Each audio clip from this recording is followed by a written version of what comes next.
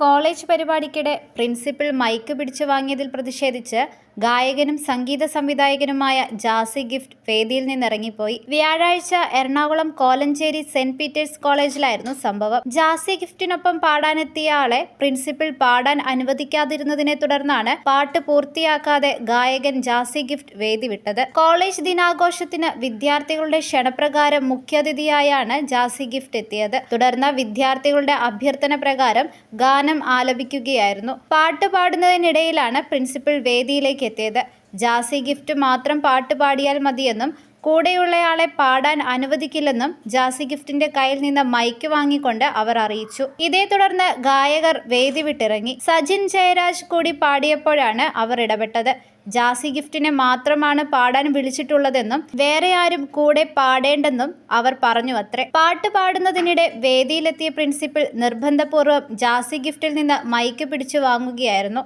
ജാസി ഗിഫ്റ്റിനൊപ്പം ഇത്രയും നാളത്തെ സംഗീത ജീവിതത്തിൽ ഇങ്ങനെയൊരു സംഭവം ഉണ്ടായിട്ടില്ലെന്നും ഒപ്പം പാടാനെത്തിയ മുതിർന്ന ഗായകനായ സജിൻ ജയരാജിനെ ഒഴിവാക്കാൻ പ്രിൻസിപ്പൽ ആവശ്യപ്പെട്ടുവെന്നും ജാസി ഗിഫ്റ്റ് പ്രതികരിച്ചു. കോളേജ് ഡേ ആഘോഷങ്ങളുടെ ഭാഗമായി കോളേജ് യൂണിയൻ അവരുടെ സ്വന്തം ഫണ്ട് ഉപയോഗിച്ചാണ് പ്രോഗ്രാമിന് ക്ഷണിച്ചതെന്ന് ജാസി ഗിഫ്റ്റ് ഇൻസ്റ്റയിൽ പോസ്റ്റ് ചെയ്തു. സംഭവം കുട്ടികൾക്ക് പ്രയാസമുണ്ടാക്കിയെന്നും അവർ ക്ഷമ ചോദിച്ചെന്നും പറഞ്ഞു. വൈകുന്നേരം വരെ അവർ സപ്പോർട്ട് ചെയ്ത് നിരവധി മെസ്സേജുകൾ അയച്ചു. പരസ്പര ബഹുമാനം വേണമെന്നാണ് താൻ ആഗ്രഹിക്കുന്നത്. അവിടെ നടന്ന കാര്യങ്ങൾ വളരെ സങ്കടമുണ്ടാക്കുന്നതായി പോയി എന്ന് ജാസി ഗിഫ്റ്റ് പറഞ്ഞു.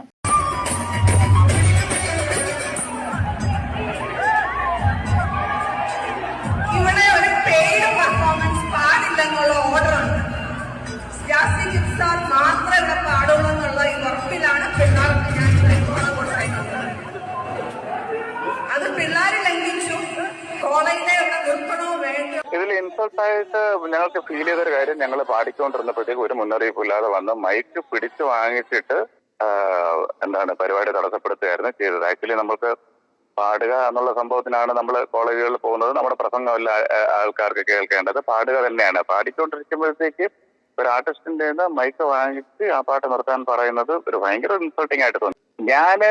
ഈ സംഭവം നടന്ന് ഒരു 1-2 മിനിറ്റാണ് ഞാൻ അവിടെ നിന്ന് സ്ഥലം വിട്ടു. പക്ഷെ ആ സമയം മുതൽ കുട്ടികൾ ഫുള്ളും നമുക്ക് സപ്പോർട്ട് ചെയ്ത് കുട്ടികൾ അവിടെ ഒരു സ്ട്രൈക്കിലേക്ക് അവർ പോയി.